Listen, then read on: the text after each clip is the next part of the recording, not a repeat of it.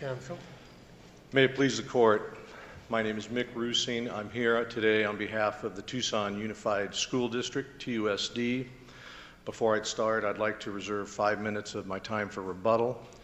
There's also a preliminary matter of a blow-up exhibit that we had prepared that I understand there was an objection to, and I was told by the clerks that there was going to be argument, if any, on it. I don't know. Yeah, all right. Yeah, you may use your exhibits. All right. Thank you, Your Honor.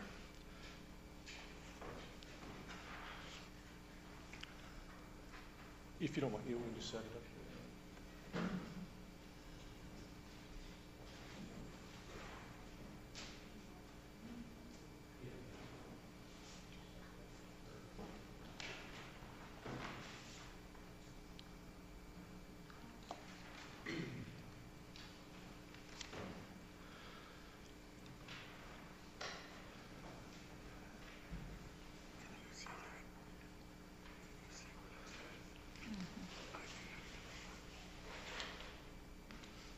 It might be an exhibit for younger judges.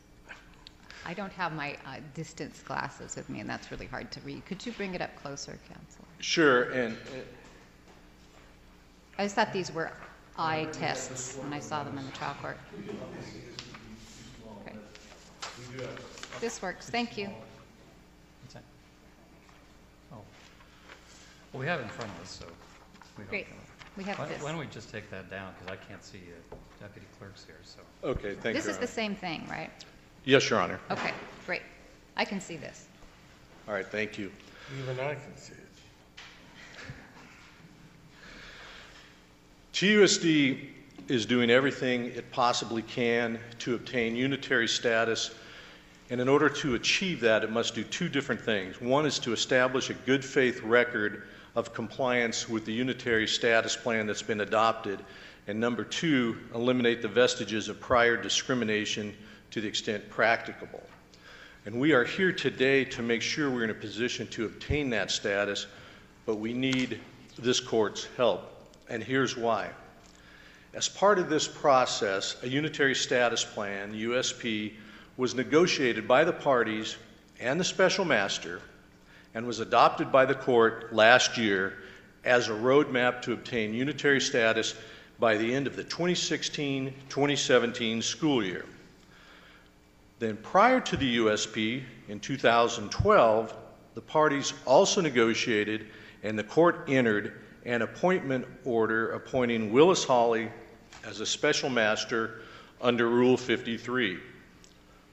And one thing that the parties did in these extensive, and then the special master, did in the extensive negotiations leading up to these orders was to agree upon a methodology for objecting to the R&Rs from the special master. And this is where the board was going to come in handy, but I'll refer the court to the lower portion of the handout.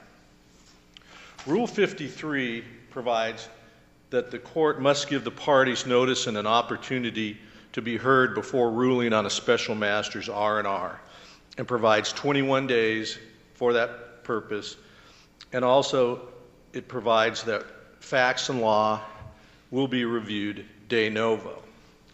When the parties were negotiating the appointment order, they expanded it so that the parties would have 30 days for objection and then 20 days for responses, and that would give the special master himself a chance to respond, and then 21 days for replies. And it also permitted public comment during this period. The USP, going across the chart, incorporates the judicial resolution process of this appointment order. And that's the only place in the USP where the special master order objections are dealt with. Now, everybody signed off on this very rational approach, and the court entered it both in the appointment order and by signing the USP. The problem is that's not what's been implemented by the district court. Instead, the first three R&Rs were adopted by the court the same day they were filed. Same day. In fact, two of the R&Rs were filed as attachments to the district court order adopting them. And one of these orders actually did away with any right to object to the special master's R&Rs, and that was done at the behest of the special master. So the problem we're now faced with is TUSD does not have an opportunity to object as was agreed to, as set out in the handout. Secondly, there's no de novo review being conducted as required because definitionally you need an opposition to have de novo review of an opposition.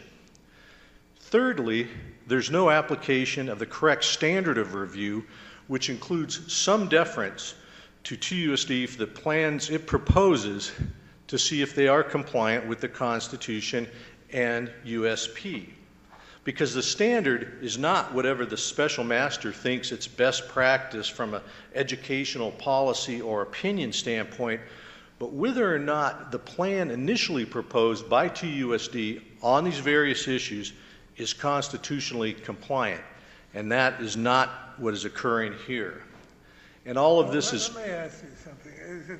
Am I incorrect in my impression that after you had this initial procedure that the district court modified it somewhat to say, why don't you two parties get together, try to work it all out before we get this recommendation?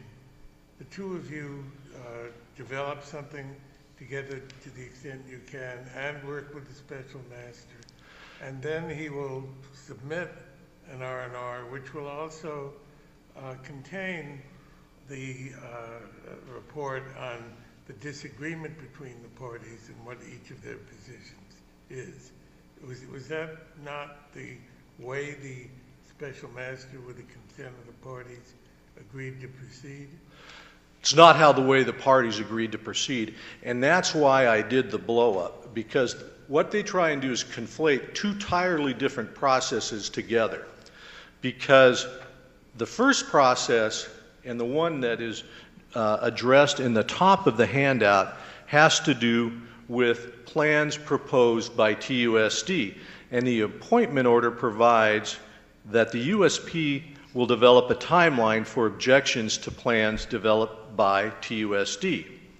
So then in the USP section 1D1, the parties came up with a thing where the district would submit a plan on these various issues set out in the USP, and then people could object. And then if there was disagreement, the special master could look at it and then submit an R&R. But this was an entirely different process triggered by by TUSD submitting a plan, and it was to be exchanges amongst each other. Now, which is entirely different from the R&R being filed with the court and then objecting in court and having filings in court. Because what ultimately happened is the court initially threw out any right at all to object to the special master R&R. And that was in the December 2nd order. But then that was reconsidered. It was reconsidered, and then I guess TUSD ultimately was tossed something of a bone, I would call it, where they gave us a, quote, right to object. But in order for it to be a right to object, it has to be a meaningful right to object, and that's what did not occur for a number of reasons. Because what the court did there is said, okay, special master, you do an R&R and you put together the back and forth between the parties, and then you file it. And the initial order of the court said, and there'll be no briefing after that. But that was reconsidered. And that was reconsidered, and they allow 10 pages in 7 days. Right. Right? And there's two more really significant restrictions that were put on it. Number one is you cannot raise evidence and arguments not previously submitted to the special master. Well, the problem with that is the special master routinely and on a regular basis submits R&Rs that contain issues and things never before seen. Doesn't the order allow you to request an opportunity to further object, to file further objection?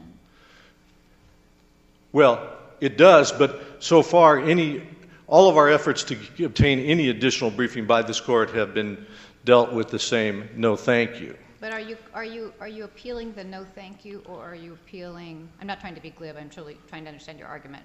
Are you appealing that, or are you objecting that the revision pursuant to the court's reconsideration order is inadequate? It's inadequate because there's a couple other components. I'm not trying to interrupt. No, not at all. I'm just wondering, why is it? Because my understanding is that I read it the way you do, I think, that there was initially not a right to object after the R&Rs were filed. Then you objected to that. There was that motion for reconsideration was granted, and there's this, as you said, 10-day or 10-page, 7-day opportunity, also an opportunity to ask for further opportunity if the need arises. And your position, I think, is that's not adequate. So my question is, why not? Well, I think it's one, illusory, but secondly, when you combine with another restriction that's imposed, and that is it restricts the parties from filing any evidence of the communications between TUSD and the special master and the plaintiffs, it precludes us from developing any kind of a record. And one of the problems and one of the reasons why the unitary status was reversed 3 years ago was because we did not have an adequate record of what went on below, and specifically an adequate record of good faith compliance with the USP. And this is really illustrated, these points, by the R&R on the university high school admissions plan. Because in that R&R, which we saw for the very first time when it was filed with the court, contained many statements, many conclusions never heard before, we'd never submitted materials on, and then when we object to it, it gets stricken. But a couple of the things the special masters... That was the one stricken for exceeding the page limits, is that the one? Yes. Okay, all right. But a couple of the things, but some of the things we put in that would have been stricken because they contained information of communications between USP and the special master. Because one thing the special master said, pointing to the USP, was that the USP required that in developing the university high plan that TUSD work with the plaintiffs and the special master to help develop it. The special master, in its R&R, made a conclusory statement that that did not happen.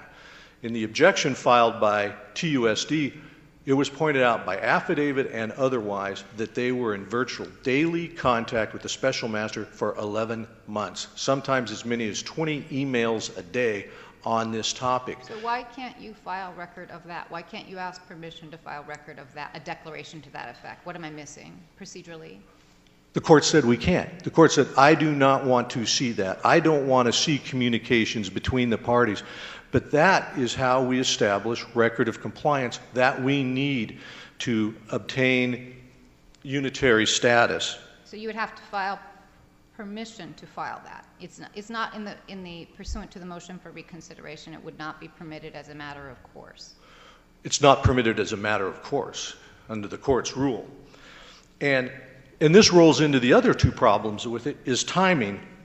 Now, under the appointment order, we had 30 days to file an objection.